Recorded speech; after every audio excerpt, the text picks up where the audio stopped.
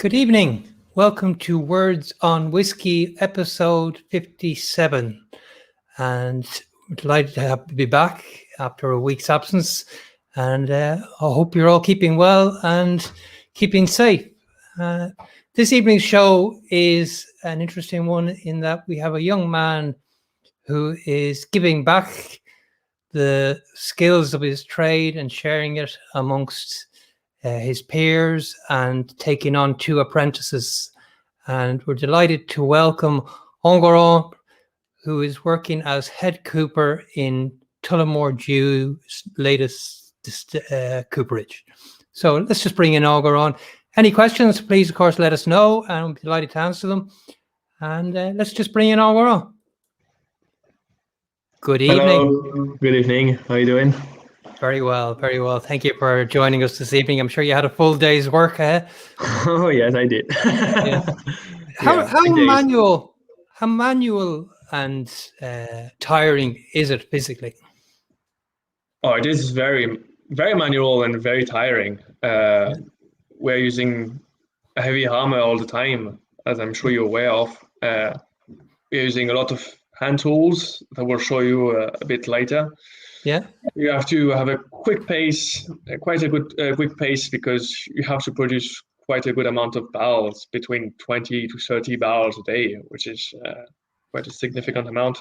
Yes. So yeah, it's quite physical, and you're quite tired. It's quite tired at the end of the day. Yeah, definitely. Yeah. Tell me, firstly, let's get around your name, Enguerrand. Am I pronouncing it correctly? Enguerrand. Yeah. Kind of, yeah. Enguerrand. But a lot of people, for example, in Scotland, will not calling me by my real name because they could not. So they were calling me Daniel because it was easier. But when I arrived in Ireland, I was like, okay, now I want people to call myself to call my real name. And so they started to say Enguerrand, which is like an easier version. Yes. So Enguerrand would be fine. I don't know how they came up with Daniel. That's my middle name. Okay. My middle name. That's all right. Why.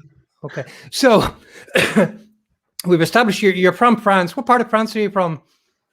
From the north, a little place called Saint-Omer, which is like an hour from Lille, which is the capital of the northern part of France. It's really like, if you know where is Calais, where you have the English Channel. That would be 3 minutes away. So really not a place where you can find coopers at the moment. Like the last coopers in the north were centuries ago. Yeah. Yeah. Tell me, are there many wineries? I mean, it's not a notorious place for wine, the north of France, is it? Oh, there's no wine. No wine there's at no all. wine at all. No. We only have small distilleries of like prune distilleries and this kind of stuff, but there's no whiskey, no wine, no coopers and no cooperage. No. Yeah. So you told me earlier that you were always interested in wine, and then how did that come about? How was the wine interest developed? Well, because it's good.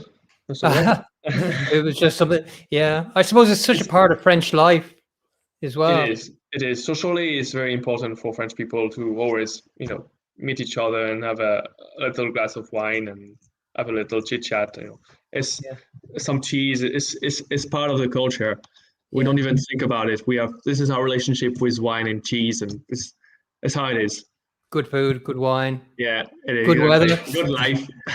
Yeah. But is there a resurgence or a development of people taking to whiskey now, or has it always been there? See, as a young lad, I always remember, like, when I was younger, sometimes drinking whiskey, but not like I'm drinking whiskey now. But like in my surroundings, in my family, very few people would drink whiskey. Yeah. Okay.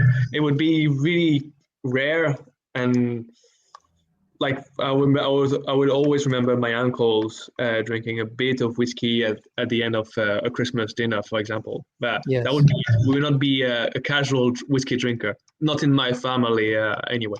Yeah. You mentioned when you were younger. I mean, you're a young man now. You're only 29, and I'm 29. Yeah. So I mean, you got your you got your apprenticeship done. But how did the whole thing come about? Because it wasn't completely planned, I wouldn't have thought. Or No, was it? I was not planned at all. I joined an association, trade association in France called Les Compagnons du Devoir. We can translate as the Fellowship of Duty, which is an association that exists since the 11th century.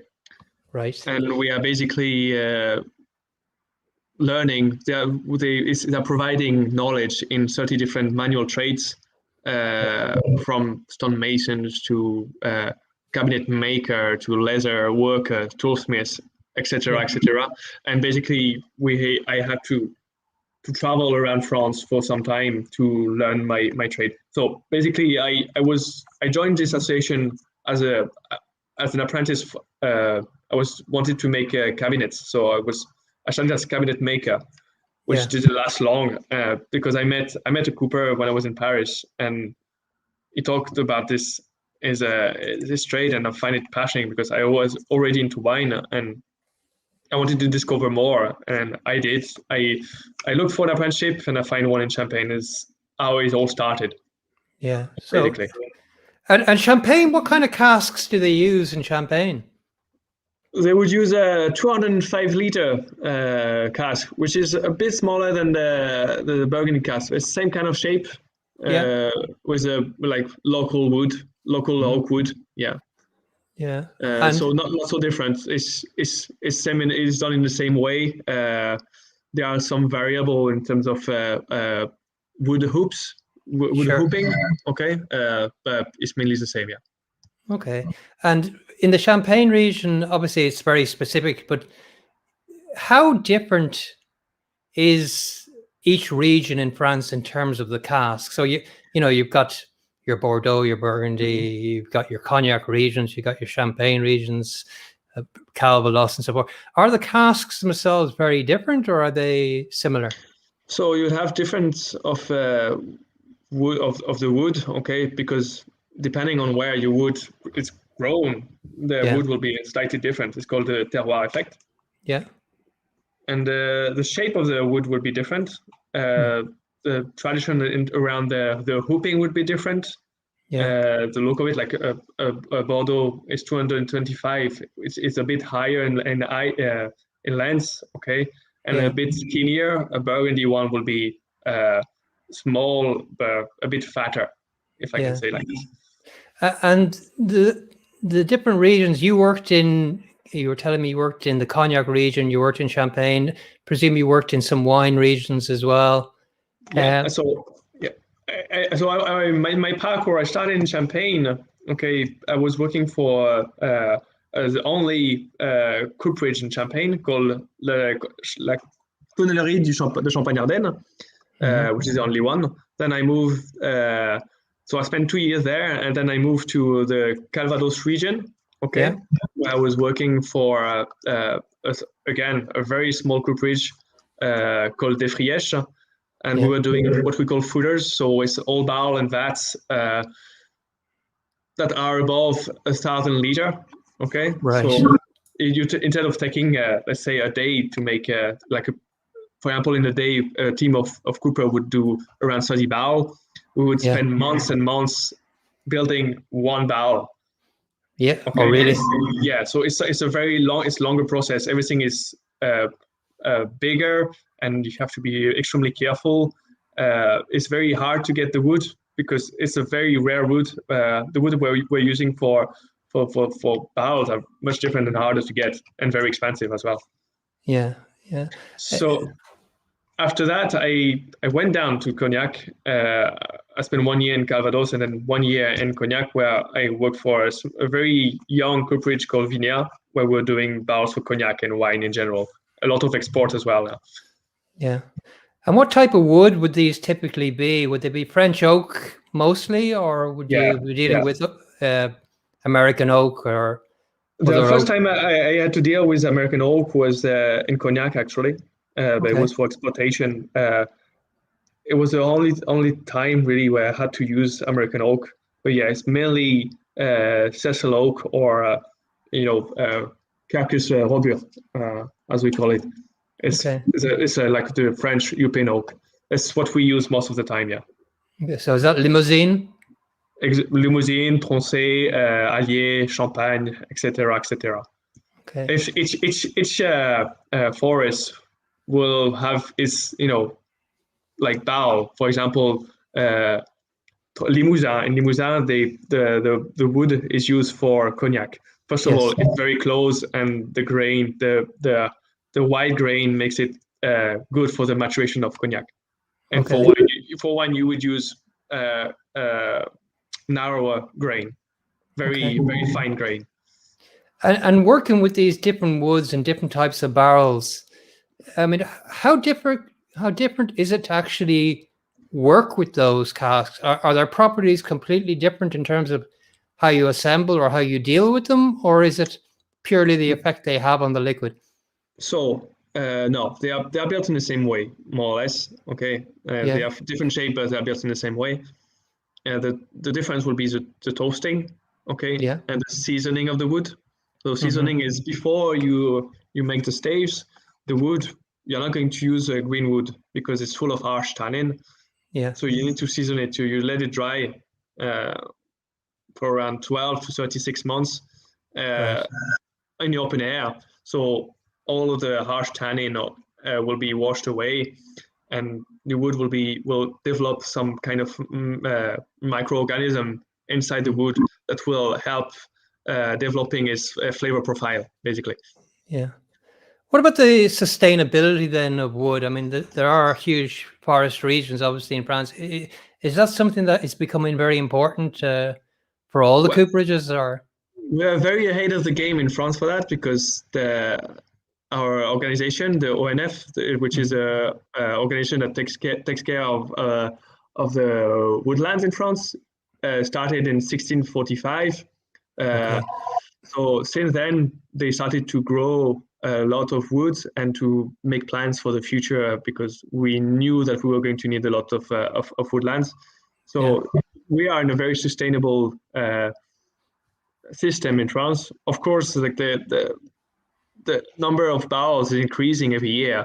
I think we went from 300,000 barrels each year produced in France, like in the late 90s, and now we are almost at 500,000 barrels. Right.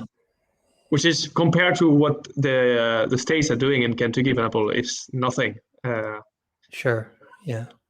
I mean, having worked with all the different types of woods and the different products, I assume as well. So you would have dealt with the wines, you would have dealt with the cognacs and champagnes. What does that bring to your skill set, having worked with the different variety? And what is your favorite type of wood to work with? Well, definitely, like, it's not because I'm French, but the French one is much easier. It's easier to work with. Okay, right. It's a very different wood. It's still oak, but it's very different. This is all due to the way we are cutting the wood prior to when it's getting logged. For example, in France we cut everything in quarters. Okay. Yeah. Which is very important for the water tightness. In the States, they are going to do more sawing. So they're going to saw the wood normally. We are splitting in France, splitting the wood, to make the staves. So we take a log. When you look at I'm going to take this, it's easier. So let's imagine that's a log, okay? We would cut quarters, and make the stave out of it. And that's how we make something watertight. This is because the big difference between American and French oak is what we call the tylose, which is an element of the wood that make it watertight. In the American oak, the tylose is very dense, so you don't have to be that demanding with the wood. It will be watertight anyway. Right. So does that make sense? So French oak has a larger grain and it is more porous. It's not porous, but it's more demanding. So you have to prepare it in a different way. Yeah. Definitely. Okay. And tell me then about the apprenticeship. When did it start, and how long did it take, and how many different places did you end up going to? For my apprenticeship, I did 2 years in Champagne, and I stayed in Champagne, and I was going at school in Burgundy. Right. Basically. Okay. So I was going it's like you alternate between your job, normal job, and apprenticeship. Yeah. And then is there an exam you sit at the end of it, a practical Yeah, exam or a theory or? There is a practical and theory exam, yeah. Okay. Okay. So after that, where did you ended up going to Scotland? Or was that part of the apprenticeship? The apprenticeship was so after many years, so I spent 5 years in France, okay? Yeah. Going around the regions, and after this, I went to Scotland, yeah. But it was still part of the same organization. Okay. So they said, would you like to do an experience abroad, which is quite normal for us. It's something that most of the people from this organization would do.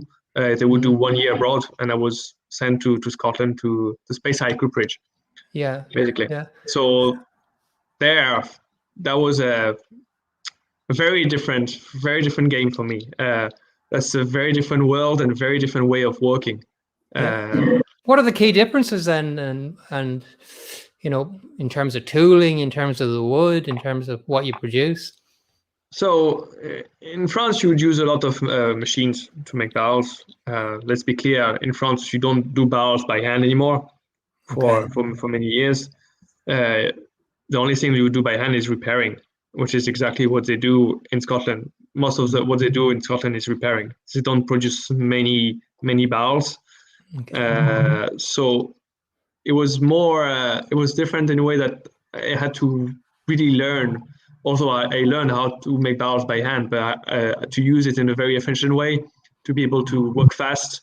So it was a big struggle in the beginning because I have to relearn my own trade, basically, because we are working with very different wood, very different barrel. I never touched a bourbon barrel before going in Scotland, and it was very weird to see how different it is from a wine barrel. Yeah. In terms of working with these barrels, and what are the differences? Is it they're more difficult to work with, or easier, or what are the differences? Well, French barrel are more fragile, I would say. Okay, but they are finished in a better way. So you would put more finish, more beauty into the barrel. Like the ASB, the bourbon, and they would be more rough. Okay, they are a wooden content, and there's no great finishing. There's a lot of rust. It's a very different product. It's a very different use as well. Like when you go in a winery, they love to have beautiful cask. Okay. Yeah. They want that. That's part of the show, I would say. It doesn't affect the flavor, or is it just cosmetic? Well, there are different products as well on the inside. On the outside, they're different, but on the inside, they're very different. For wine, we don't char, for example. Yes. Yeah, of course. Yeah. We toast. You toast for all wines have toasted casks, or are any uncharred? No. Toasted. The wine industry, you don't have to use cask. Okay. It's only when you want to. It's in some regions it will be by tradition, like in Bordeaux they would use a lot of cask, but it's very expensive, so not all the wineries can afford, and maybe not all the winemaker loves to have this oaky taste with their wine, and not all wines are made to be made with oak. Of course, yeah. Into barrel. It just depends on what product you are making. Yeah, and then with obviously the different spirits as well, the Calvados, they're completely different to the wine. And the Calvados, in Calvados, it would be more like it's a spirit, so it would be more like the whiskey or Calvados. Okay, yeah. Okay. One question in here from Liam Sinclair. He says, which wood are you looking forward to using at Tullamore that will be new to the brand? So I think Liam is looking to see what you're going to be doing in the future in terms of releases. But well, we are working on a lot of new products. I cannot say much, but yeah, we're working with a lot of new woods. We're experimenting a lot, and you'll see. Yeah. Well, of course, you do have sherry finishes, so you have the big barrels there from of course that region. We have sherry butts, Yeah, of course, we'd have a bit of wine cask as well. We have some Hudsons. Hudson casks, which are little 25-liter cask.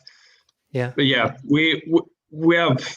I'm trying to push into discovering more casks, more type of wood, even oak. There's like new stuff being discovered every year. Like for example, I was reading today about the Japanese oak, Quercus mongolica, which is a new type of it's not a new type of oak, but it's very new to the whiskey industry, and people are trying to experiment with this. But it's a very hard wood a very hard oak to work with because it's very porous and very, very weak. Yeah. But yeah, there's all sorts of wood that we can use. So in the wine sector, do they use wood other than oak, or is it nearly all oak? It would be mainly oak. Yeah. There is very sporadically some other essence, but the oak is great for wine. Okay, because you have the right amount of tannin. It's not too tannic and it's not too harsh to the palate, and it has good flavor profile when it's being toasted. Yeah. That's why it makes it very interesting, and it's a hardwood that doesn't perish. It doesn't mold. It doesn't rot. So it's something that you can keep for years and years and years. Yeah. Take me through the stage then. You were talking about the quarter staves there. Take me through the rest of the process then of producing a barrel. And let's say it's a typical wine barrel or typical kind of whiskey barrel. So first of all, we would select the white wood for the customer, depending on what he wants, what kind of profile. Okay. Mm-hmm. Then we would shape the staves one after the other. Okay. Yeah. They all have different shapes, and there's around 30 staves in every barrel.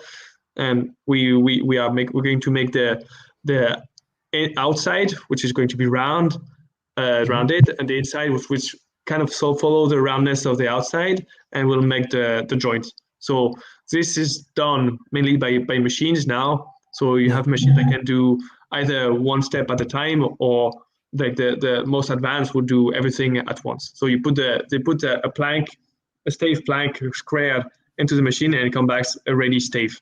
But it's not okay. It's not banded yet.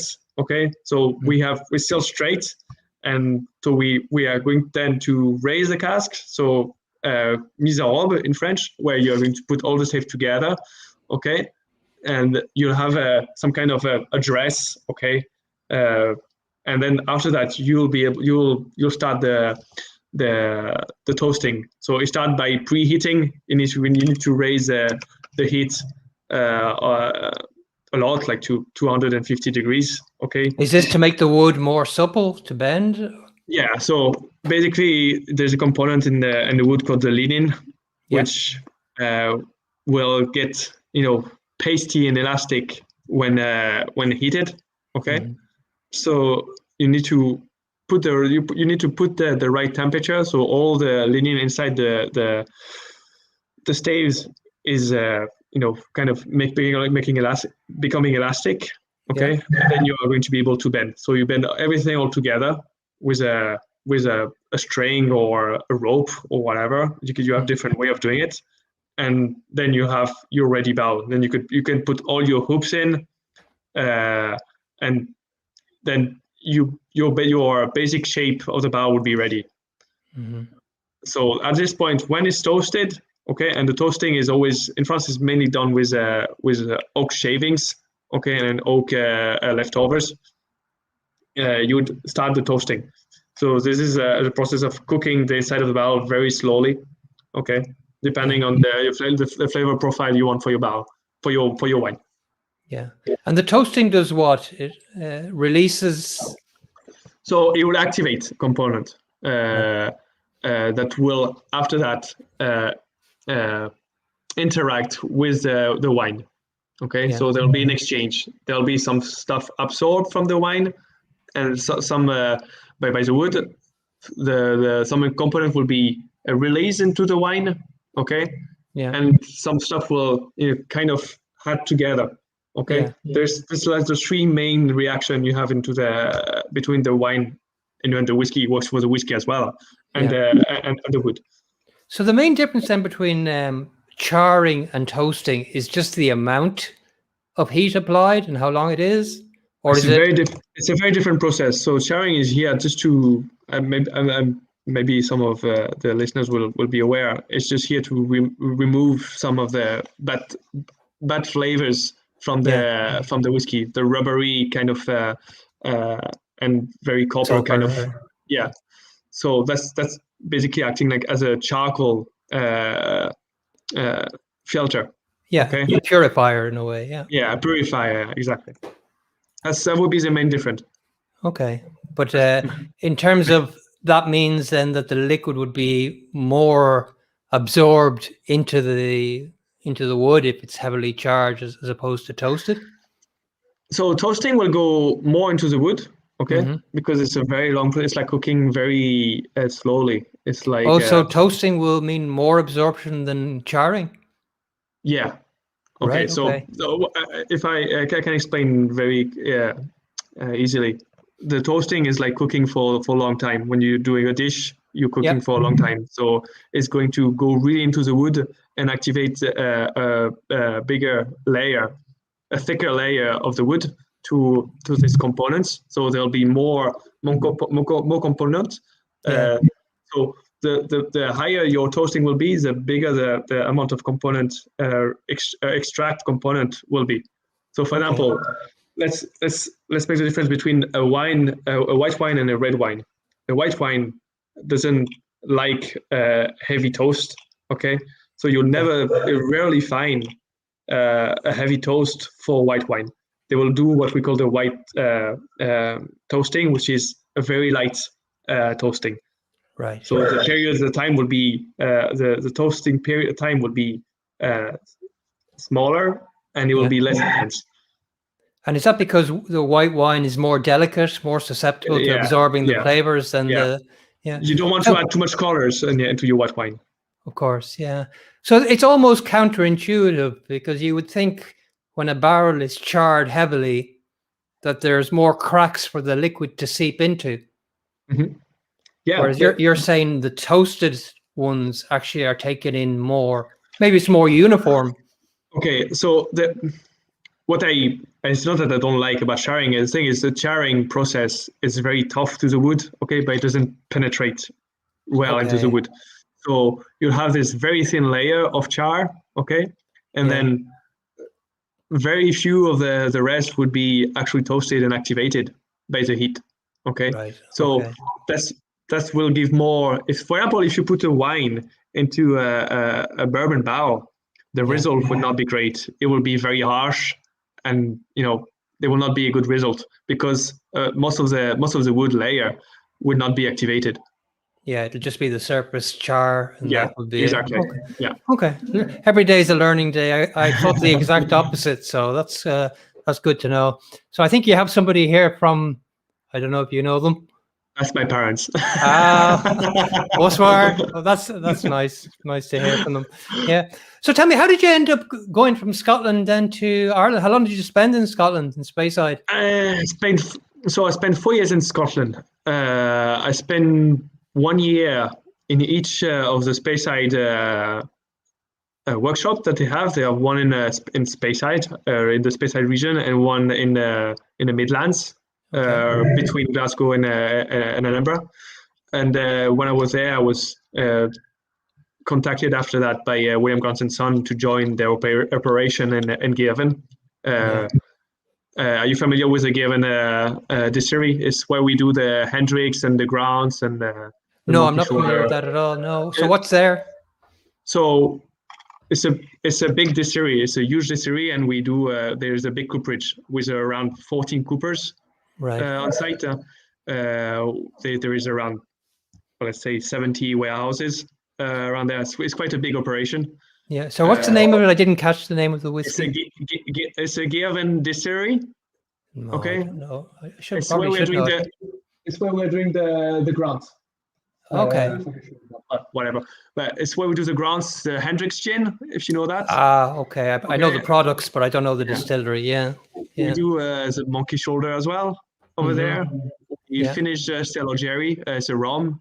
We'll do a Elsa Bay single malt as well. Okay. We do different product over there.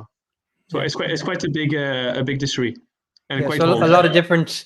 Obviously, there were different techniques then for each product, each wood. No, we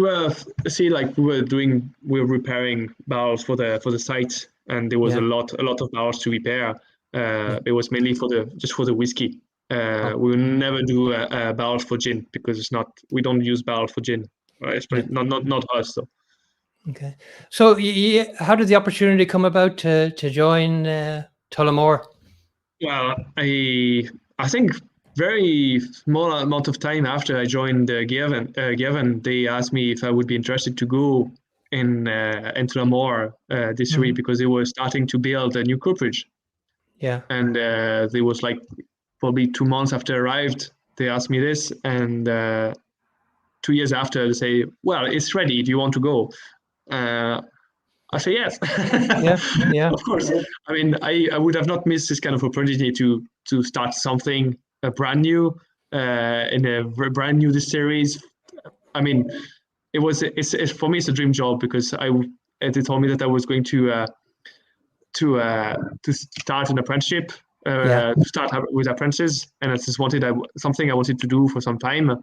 I was not feeling ready before that, and I had to push myself a bit because you have to understand that when I arrived in Scotland, I was completely new to this world, and I had to basically do another apprenticeship. And then in 5 years, I start from a little guy from France who didn't know laws to now head cooper of Tullamore DEW, which is, I mean, it's quite amazing. I would have never thought about this before. It just came, and I took the opportunity.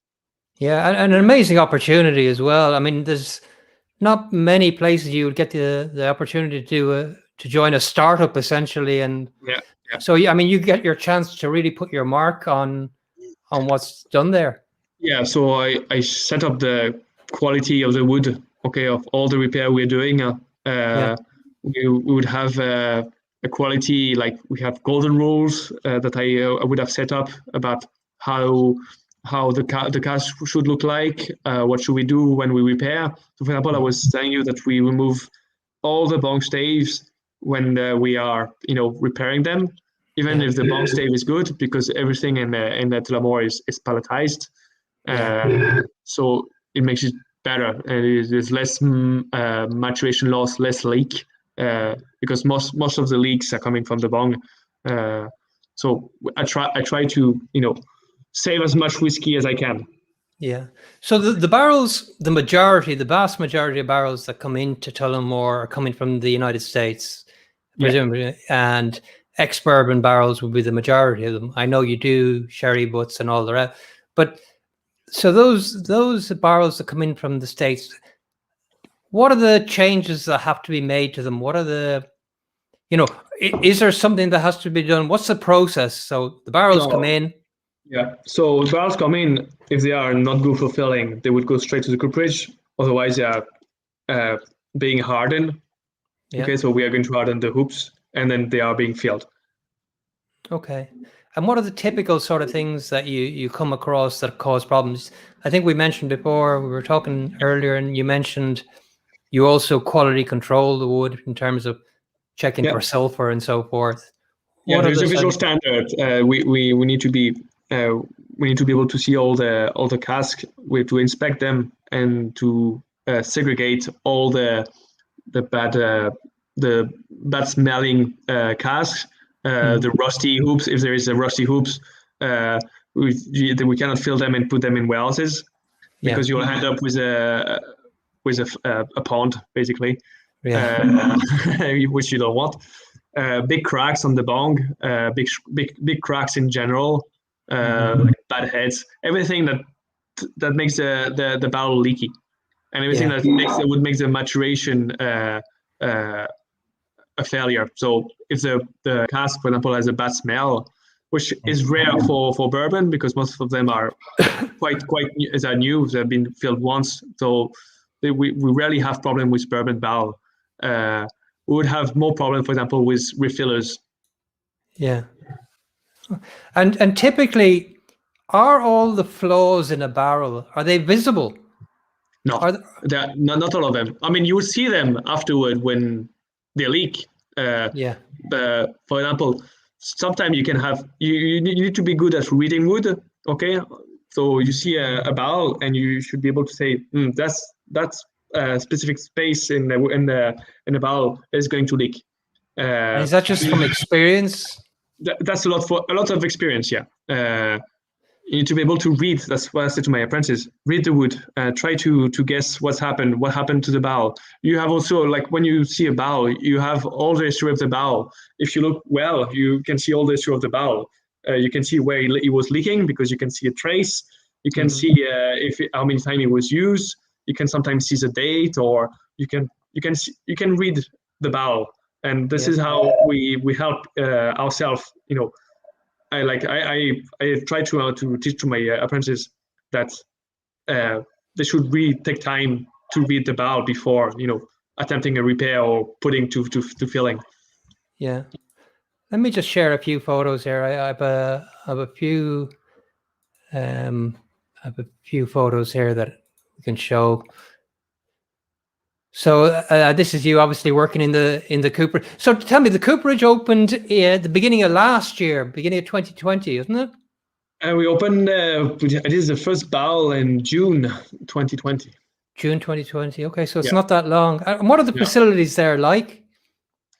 So it's a brand new shed with all the machineries are brand new, which they are machines that performing well and well known in the coopering world. It's all brand new. We have a wood management system as well, so all the casks would have a label with all the information. Okay, so I would have a screen, for example. If you can see on the background, I have a little screen on my bench where I put all the information I do about the barrel. So if I repair if I repair a barrel, if I take off a bunk stave and I rehoop it, all of this task will be put into the history of the barrel. Yeah, so everything's traceable, and it's easy to look at because everything is traceable. We know exactly what happened to the barrel. Yeah, I mean, it's not a small number of barrels you're dealing with. I know you have just finished the 9th warehouse up there on the site. So, I mean, how many barrels is that? It's around, roughly 300,000 barrels. Right. Okay. So it's for one cooper. I mean, in the beginning I was alone. For one cooper is a lot. So I have a lot of work to do. That's for sure. Yeah, I mean, if you're talking even about 0.01% of them being bad, that's an awful lot of work. Oh yeah. And I'm quite strict with the barrel, so I tend to reject a lot. So I gave myself a lot of work, that's for sure. But now I have the 2 apprentices are doing great. They just started in March this year. Well, here are the 2 now. So Dylan and Corey. Now you'll have to give me the right way around. Who is whom? So Corey is the one on the left, and Dylan is the one on the right. Yeah, and they were hired internally, so they worked in the bottling plant before. Corey, yes. Corey was in the bottling hall. Dylan was familiar with the bottling hall as well. He was working there as a temporary. He was used to come here, and he actually came one day after work to talk to me and say that he would love to start an apprenticeship at the Cooperage. And I took him one day to do a little trial, and that's how it all started. Yeah, very good. What are they doing here? Are they just? No, they're just posing for a picture. So I see there at the background, there's reeds, is it? Is that for fixing the heads? So yeah, you have reeds. Yeah, you'll have that's what we use to help with water tightness.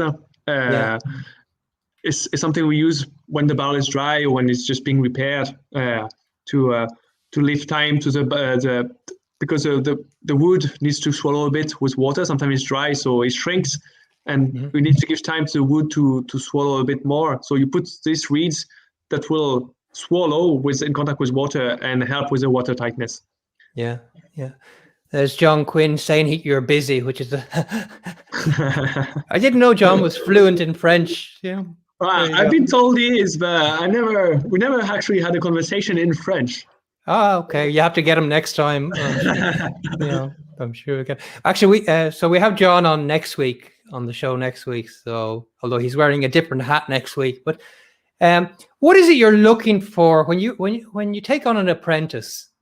What is it that you took from your experience as an apprentice and want to share with these new guys? And what is it that is different from how you learned to how you want to teach these new apprentices?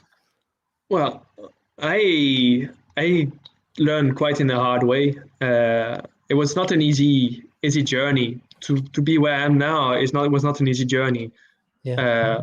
I'm not saying that I want my apprentices to have an easy life. Okay, it's still a hard job. It's still quite demanding. So I'm quite demanding as well with them.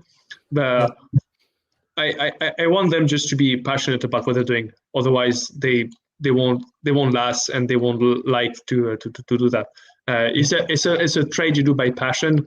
You need to be curious about what you're doing. You need to be able to learn, not just for the 4 years of apprenticeship, but all along your life. I'm pretty sure you can ask any coopers, even the oldest one. They're still learning. It's still a trade where we are learning a lot in general. That when you know that as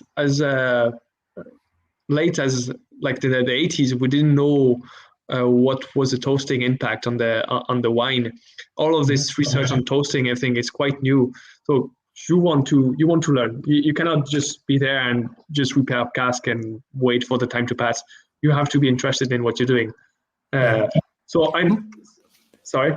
Yeah, my feeling is that you approach the work almost, I won't say spiritually, but instinctively rather than mechanically.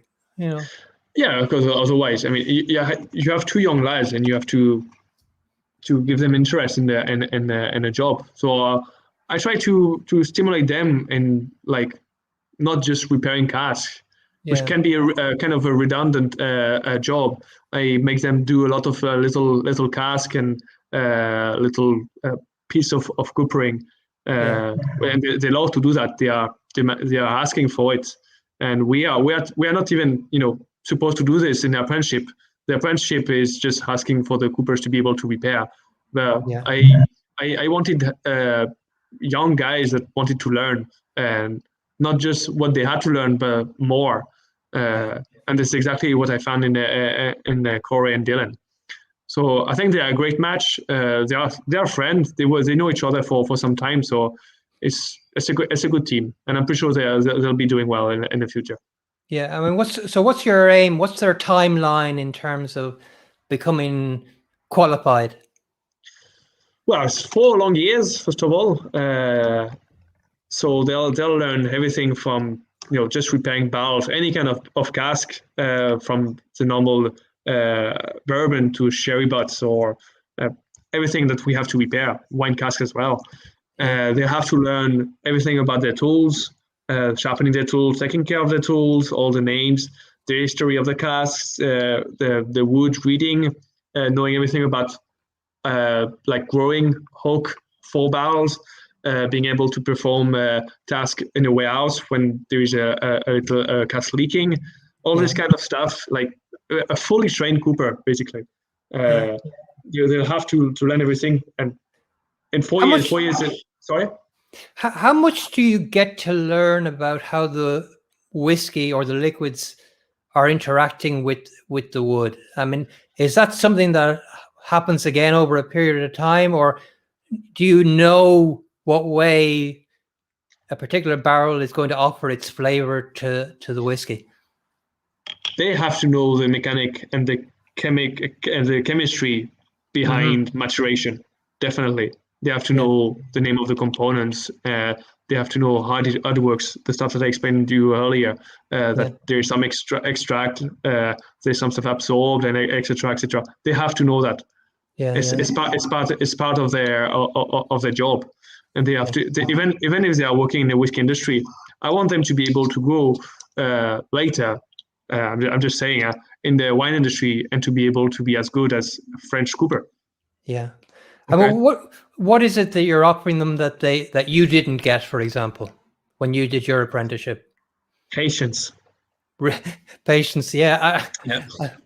People mention the word patience so many times when it comes to whiskey. You know, I have one question in here from Ashwin, and he's asking, "What's the biggest cask or barrel you have made?" I think you touched on that earlier. But, I think it was, if I'm not mistaken, if it's cask, not vats, cask, it was 3,500 liter. Wow. Vats, I did bigger, but I don't remember the number. I think it was around 70,000, but I'm not sure about this. But yeah, quite big barrels, yeah. Yeah, I mean, in terms of barrels, there's a physical limitation, isn't there, about how big a barrel can be before it starts collapsing under its own. Yeah, limit? No, the only limit you'll have is the wood you can find. For example, I can give you an example. The Burr barrel in the south of France, which is the biggest vats in the world, would be over 1 million liter. Just to find the wood, it took 15 years. Right. Okay. So, and you cannot find this kind of wood anymore. You cannot find this kind of leads. Which is because you could find back in the days you could find like very high woodlands. Now it's a bit a bit limited, and it would not be that useful. So I think the only limit you'll have is your the wood and your wallet. Okay, yeah. Well, look, I mean, I know you can get exotic woods that are expensive as well, but in terms of problems that occur with these, we had Ian Leonard on a few weeks ago, and he was talking about, the bun being the particular point where a lot of the failures do happen. But the bung, but in terms of the type of casks that cause the problem, I mean, do heavily charred casks cause more difficulty than toasted casks, or is there any link there? No, there will not be any link there. Of course, when you do an heavy char, you dry out the cask a lot more. So you need to, the wood would be shrinking, so it would create leaks. But if you know how to toast or char your barrel, normally you should not have any problem. It's not made in whatever way. You have to be, like, for example, if you are charring a cask which has already the cross and the chime on it, you need to protect these, otherwise everything will open and everything will be leaking. Yeah. So at the moment, all the casks are stored vertically, or they're palletized. In the States, you get a mixture of palletized and racked. Which is better, in your opinion, for whiskey production? There's always that debate. Yeah, but in a practical way, it's better palletized because you can get more barrels into a warehouse. And it's easier to manage. But barrels are made to be racked. So the bung with a bung stave should be put up. This is where you put the weakest staves. They should be on top where there is no pressure. Oh, you mean on top of the pallet? So no, on top when you are racked, when they're on the belly. Yes. The bung should be up, so the bung is not leaking, Yes. And there's no pressure on the bung. When you put them palletized, there's pressure on the bung, and with temperature and during the summer, the pressure of the heads. So inside the barrel, there's what we call the head space, where you have a bit of air. It will get more pressure during the summer months because there's more temperature. And it will quite apply even more pressure on the bungs, which creates physical leaks. So do you move the bungs to the top?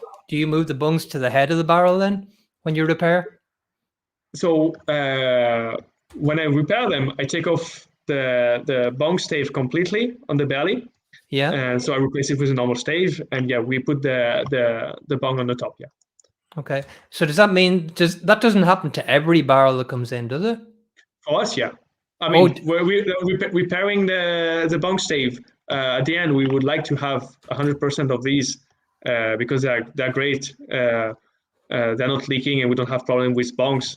But at the moment, most of the barrels that are coming in, I mean, I'm not repairing everything. We are filling more barrels that I can repair at the moment, and I'm not sure. I'm sure it will not change. But for now, we're dealing with bongs, belly bongs, and it'll be like this for some time. Yeah. Well, look, maybe this is a good time to take a bit of a breather and take a bit of a break, because we know there was a release today. So bear with me. I'll grab a bottle here. So for those that aren't aware, there is a travel retail release here of Tullamore DEW Rouge. And you know more about this obviously than I do, because you've worked on the casks for these. Yeah. But this is 13-year-old single malts. Yeah, exactly. Matured in bourbon and sherry casks, and then finished, I think you were saying, for 8 months in Pomerol French Burgundy casks. Bordeaux. Bordeaux. So that would be the Bordeaux region of France. Yeah, Bordeaux. Get that right. So, and actually, I'm pouring it here, mostly in the glass. But so this is what involvement did you have with this release? So I have the release for the release. Making the whiskey or doing the release. Making the whiskey, in terms of the cask that was used. So we had to select the cask for that and find the cask for the Pomerol. Pomerol is, you have to know, is the tiniest region in the Bordeaux region. It's not part of the Bordeaux appellation. Okay, it's not a Bordeaux on itself, but it's in the Bordeaux region, and it's the tiniest parcel of wine in this region. So it's quite hard to get. It's quite hard to get barrels from this region. Luckily, we find them, and you have to have the best barrel ever for that. Okay, so I was there to make sure that we get the barrel, we get the best barrel from those casks, and make sure that there were no off notes inside the barrel. So I was making a visual and nosing assessment of the barrel. And making sure that they were. I was watching them in the warehouses as well, just to see how they were evolving and how they were interacting with the spirit. Yeah. As a wine itself, is it a heavy red wine or is it a medium? That would be a full-bodied. Yeah. Yeah, Pomerol would be full-bodied. Yeah. Yeah. So it's Pomerol is mostly known for Merlot. You could have a bit of other stuff like Cabernet Franc, but it's the place for Merlot. So it's quite a heavily bodied and fruity kind of wine. Yeah. I mean, looking at it here, obviously, and it's unusual. Well, not hugely unusual, but there aren't many single malts coming out of Tullamore. I mean, they're renowned for their blends. I mean, they do have some great single malts. The 18, I think, is one of my favorite single malts of all. But this one definitely has that red tinge to it. And yeah, it's very fruity as well. It is, yeah.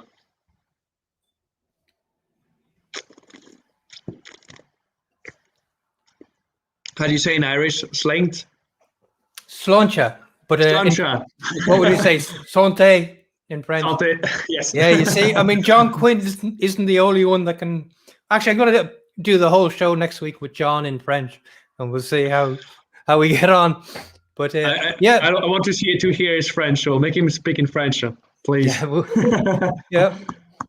Oh, it's good. You do get the wood through this as well, though. I mean, the wood notes on the finish really come through. Yeah, it's a bit tannic. Yeah, but it's quite delicate.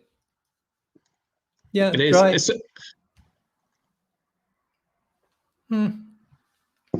Very good. So, I mean, you were involved in that. So that came to the wood. The casks came in. I don't know how many casks were involved in this, but how long were they? How long was the finish for? So it was around 8 months finish. Okay. Which is quite a long finish for finish is not that long normally. As we were talking before, it's like there's no rules on it, but it would be less than a year mostly.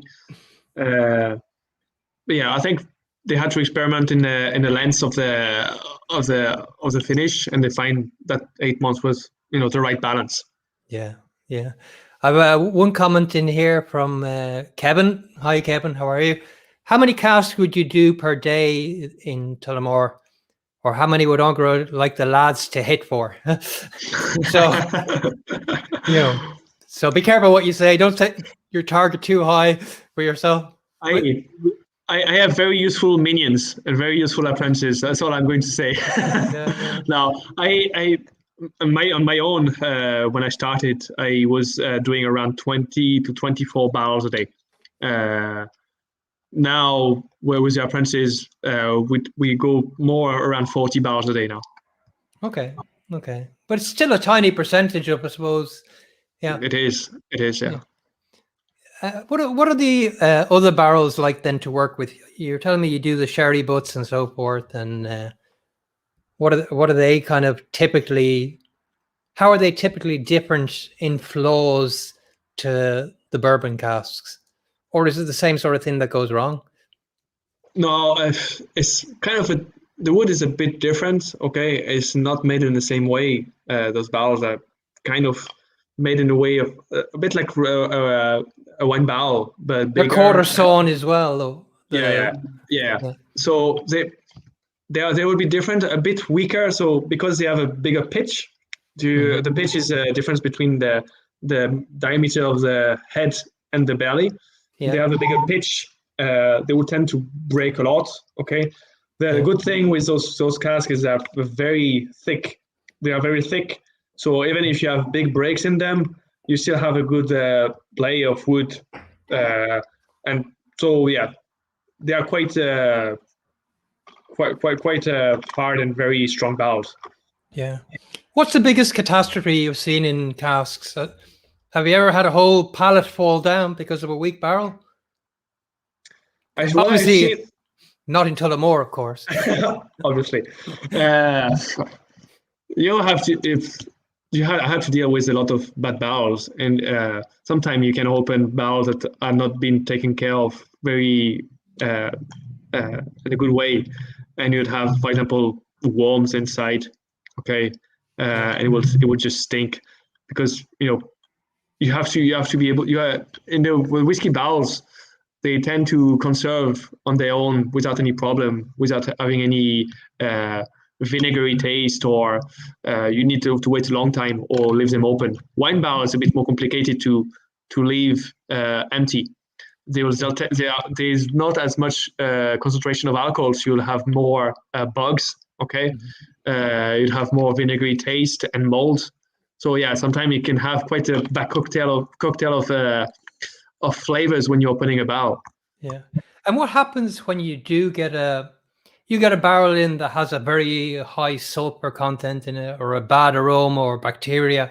What do you do with them? You just replace the staves, or you destroy the whole barrel, or?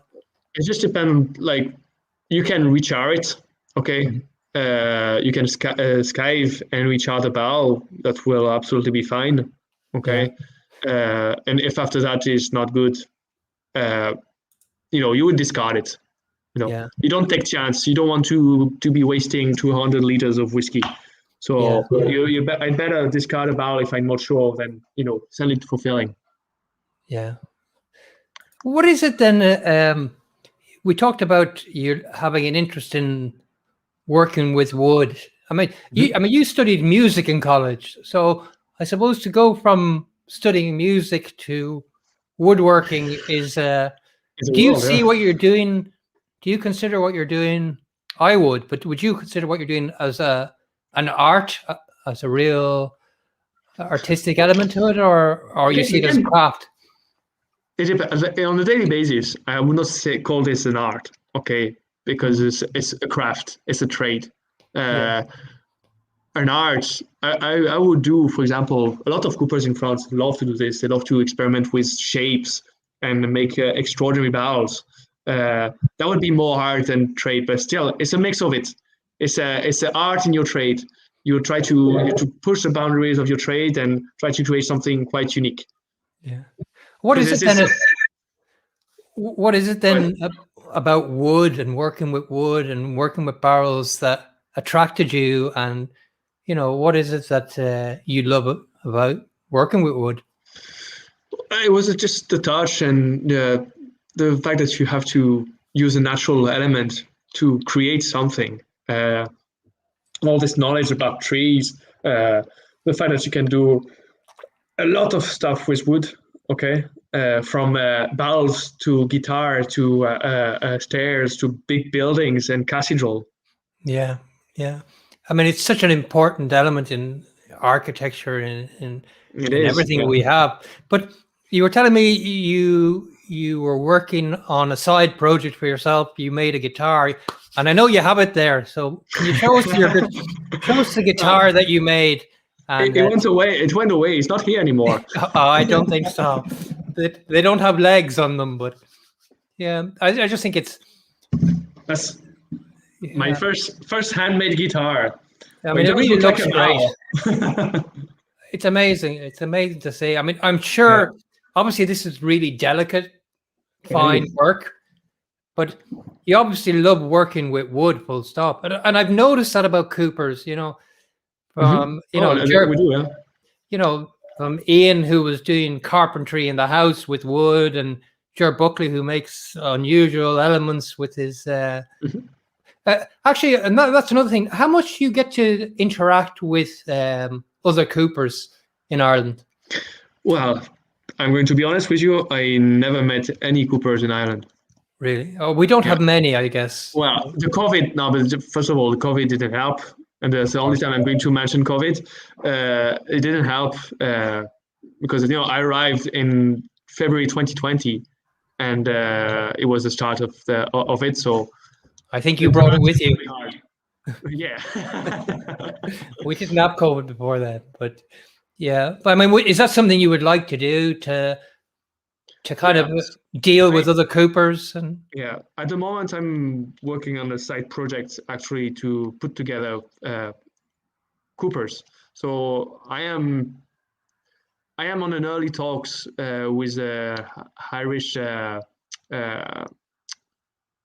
Whiskey Association, okay, with John Quinn actually, an early talk about trying to set up an Irish guild or trade federation. Yeah. So that would be great. That's a big plan I have for Ireland. I feel like we have the capacity, and it could be a great adventure. Yeah, absolutely. It would be great to see that. I know there's 6 or 7 Coopers altogether in Ireland. I think there's 2 up north. There's a couple with Kentucky Bourbon Cooperage, and obviously Ger Buckley and his apprentice down in Middleton. So there's not many. Will you be doing repairs of barrels only for Tullamore, or do you plan? So at the moment, we're going to focus on how distillery, but I would like to see in the future, and I think that's probably part of the natural flow would be as well to work for other distilleries, of course. You would have a lot of small distilleries that would need barrels. So I think it's something that could be interesting. It would be good for the apprentices and I as well to go and have a look what's happening outside of Tullamore DEW and see and meet other people. And it's always a very interesting thing to work for other distilleries. Yeah, I mean, it seems one of those things. I have to say that, and I've noticed it amongst all Coopers, and and almost everybody, and everybody wants to learn. Everybody has something new to learn, and presumably, this is knowledge that you're sharing with your apprentices, and I guess from my experience, although in a different field altogether, you get to learn something so much better when you get the opportunity to teach because you learn both ways and you really clarify things in your own definitely. head. It's I think it was very hard in the beginning. In the first few months, I had to adjust and put my shit together and try to go back into my what I learned in apprenticeship. It's very hard. You are you are teaching people, but you are teaching to yourself how to teach. Does that make sense? It was very, very hard in the beginning. Now we are getting to know each other better. We know how to interact. I know their weakness. I know their strengths. So I can adjust. They would not have, like Dylan and Coy would not have the same apprenticeship. Okay. I'll try to make it individual. Okay. Because they are two different persons. I cannot be reacting the same way with one than in the other. Can I ask you one question then? I mean, if I gave you two casks and you set them both to work on something, does each cooper have their own signature? Can you tell who repaired a barrel by looking at it? Or should you not be able to? Well, in a good way, I think we want a bit of both. We want to make it look as good and standard, but you always have your little signature in some way.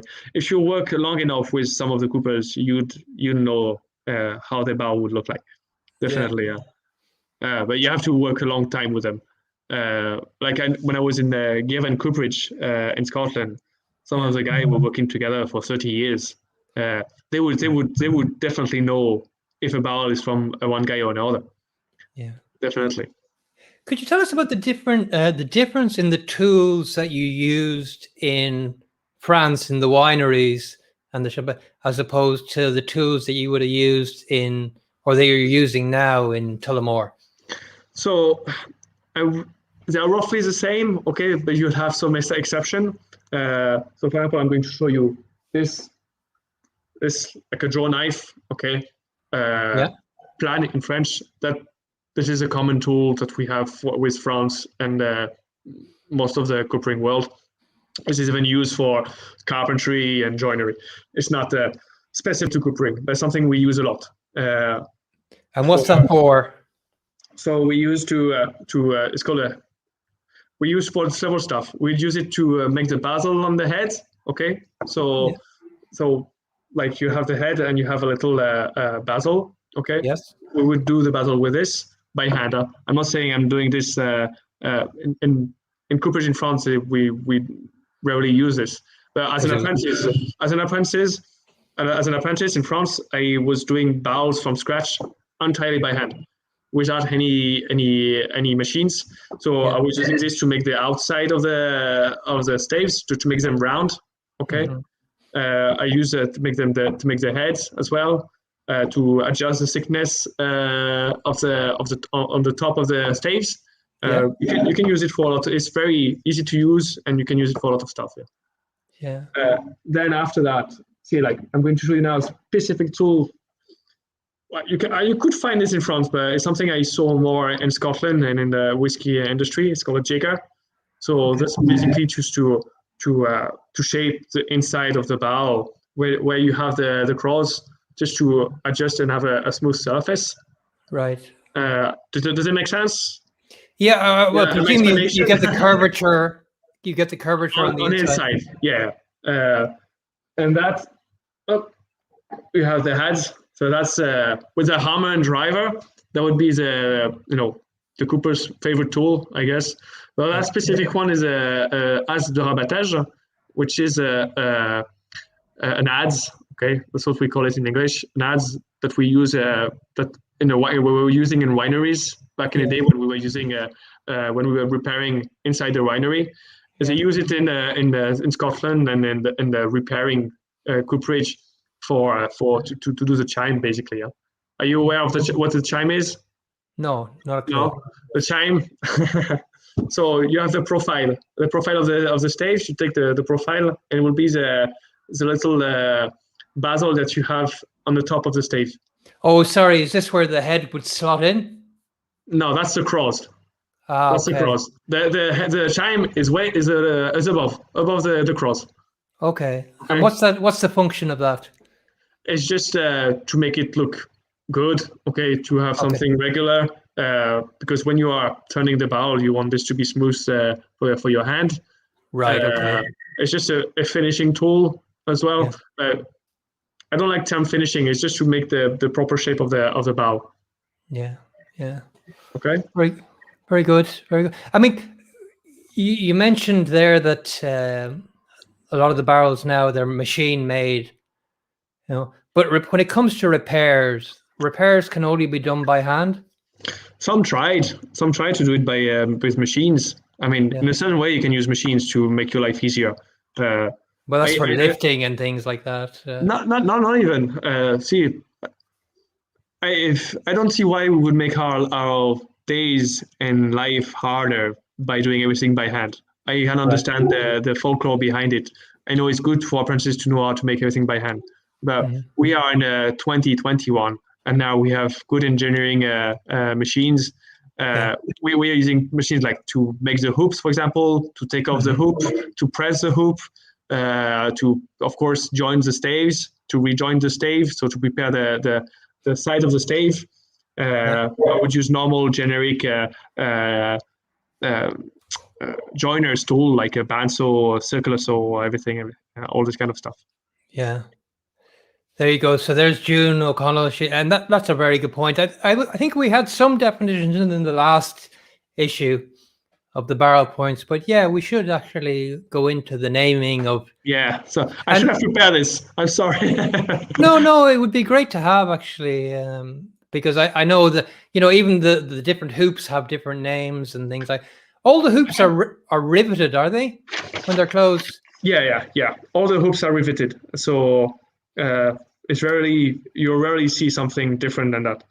I can draw a stave if you want. I can try to show you. Well, let's have a quick look and see if we can do it. I actually have some diagrams somewhere, but not on. I don't know if you can see. No, that's crap. Let's do this later. Another time we'll do a presentation on the stage. We'll bring you on again and maybe do. We'll get more technical. Yeah, no, but it is interesting to see, how maybe they vary between different types and so forth.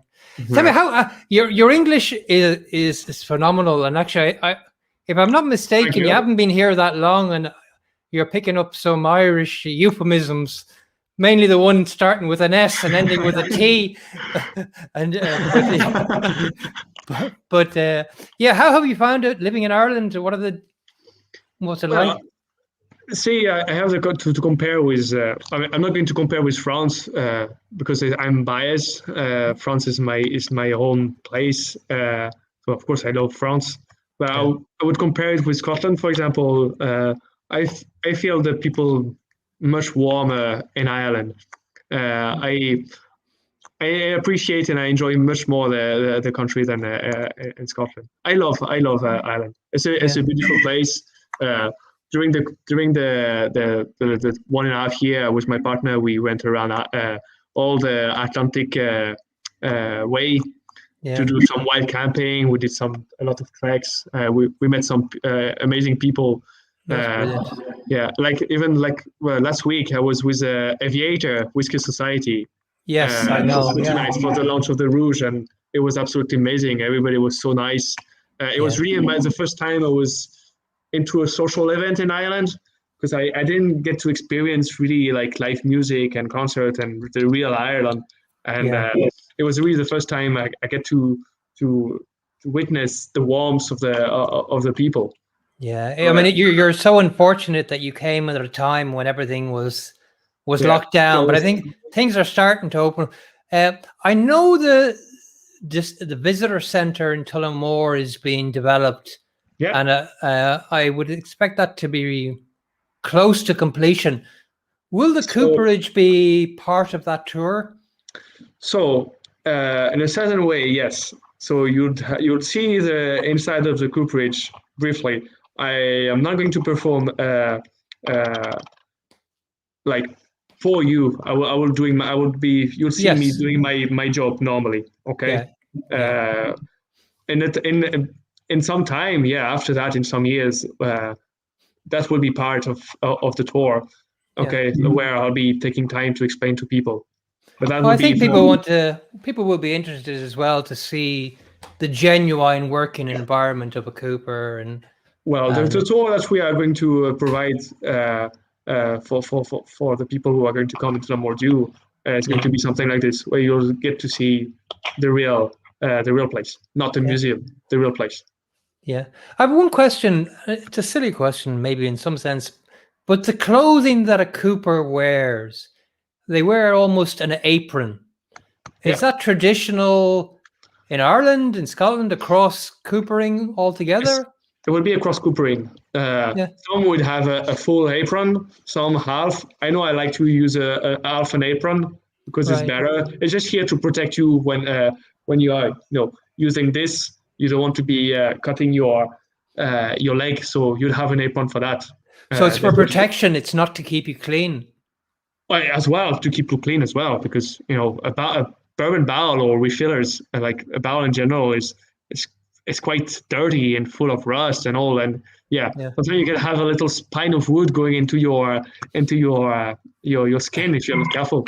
Yeah, I'm sure you get a lot of splinters, and you get your hands go hard, and you have a lot of calluses.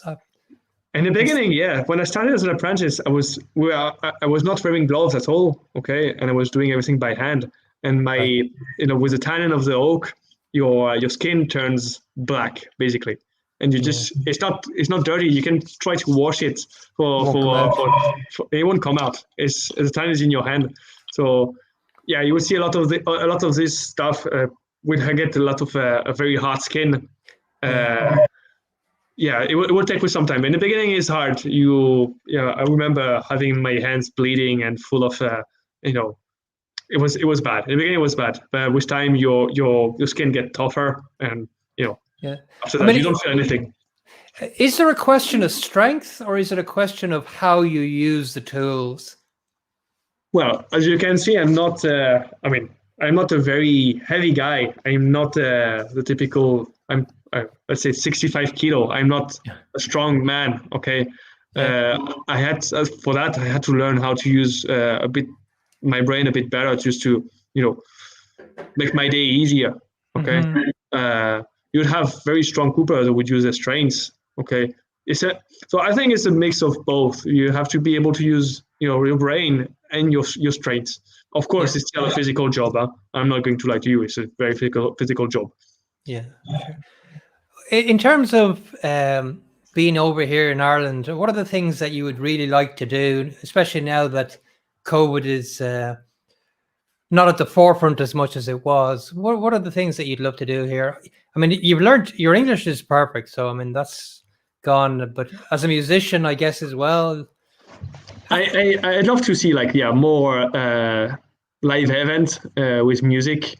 I would love to do a St. Patrick's Day in Ireland, because it's the second one that I cannot do. I would have done a lot of St. Patrick's Day abroad, but I feel like it's not the same. Everybody told me that going in Galway is the best place for St. Patrick's Day. So well, there you have June is volunteering to teach you Irish, I think. So that'll be the next thing. She's already used more words than I can remember from school, but yeah. How is in general? How from France is Ireland viewed in terms of whiskey? Yeah, obviously Scotch is the predominant whiskey there, but in terms of how Irish whiskey is viewed, I guess to a personal experience. I didn't get to experience all this, but I know that in my family, in general, they would drink Tullamore even before I was part of the distillery. Yes, because for them it's synonym of very easy drinking whiskey and good whiskey, and not so expensive. That's a kind of if you don't have too much money, but you still have good taste. An Irish whiskey is good, and now it's evolving. I'm trying to educate a lot of people that are completely ignorant of the Irish whiskey world, to tell them how it is. That there's Scotch whiskey and there's Irish whiskey. But they both have their personalities and they're different. So I think I'm not sure how popular it is in France. Well, I'm sure it is. I'm sure it would be. Yeah. It's becoming more popular. I know the sales are rising, but Yeah. what's your of all the Tullamore? There's no point in asking you about. Well, maybe I could. What's your favorite Irish whiskey? That's a trick question. So apart from Tullamore, Well, no, I'll ask you firstly about Tullamore, and then we'll ask you about others. Because John is listening. my favorite Tullamore would be the 15-year-old trilogy. The trilogy, the black one, black label one. Yeah, it's Yeah. a fantastic one. Yeah. Where is it? I'm fond This of that one? too. Yeah. And Yeah. I'm quite fond of this one. And we have another new release, Tullamore Honey, which would be my easy drinking Tullamore. Yeah. That's So the we're a release little one. bit I have to say we mentioned that is available, but it's not available in Ireland yet. No. So you are Unfortunately. privileged. Yeah. You have to come to my house. Yeah. Well, you might have a few people heading your direction, but yeah, I have to say, yeah, for myself, I have to say the Phoenix. I remember. Phoenix is good as well. Yeah. Yeah, it's such an underrated and such a good whiskey. I really love. I didn't the get 18. to the 18 is of course the 18. Yeah. The Phoenix, I'm just a bit annoyed because I didn't get to try the 55 ABV that was released back in the day. I just had the one that is a bit smoother. Well, when we meet next time, I'll swap you some of the honey one for some of the 55%. Deal. Phoenix. So that'll be a good swap. And if John's listening, he knows what to do. So I'm sure he'll send you a bottle of that. Yeah. Outside of that, I mean, are you a whiskey drinker or do you prefer wine or? I mean, everything.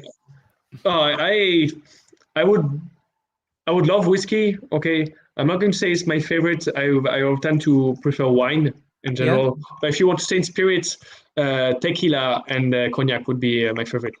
Yeah. And whiskey will come third. Whiskey will come third. Yeah. Very good. Well, listen.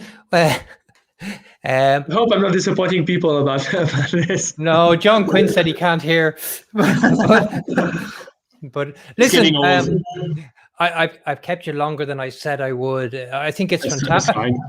It's amazing that you've come on an amazing journey, and it's great to see the impact you're going to have. You know, because this is an impact that you have when you share your knowledge with somebody and your experience with something. It's something that stays on. Mm-hmm. You know, so that must be something that must give you huge satisfaction. I love to talk about all this. I love to meet people who are interested in this. Having an audience looking at you and you know, learning about all this it's always very rewarding. So yeah, I love this. Of course, I'm not going to lie. I really love this. I love to provide knowledge. I love to have apprentices. And they already tell me that they would like to do the same. They would like to, after that, pass on all their knowledge. Yeah. No, brilliant. Well, look, we hope you stay in Ireland longer than just the 4 years, and you know, but who knows what's going to happen? Nobody knows what life's going to bring. Yeah. But look, we're looking forward to being able to visit the distillery and hopefully meet you as well, Enguerrand. Yeah. It's great the passion that you bring to it, and for a young man as well. You're so many years ahead of you, so much opportunity to share what you've learned and to develop more yourself. And you're with a great company as well. So, look, thank you very much for your time. You're welcome. And, thank you for inviting me.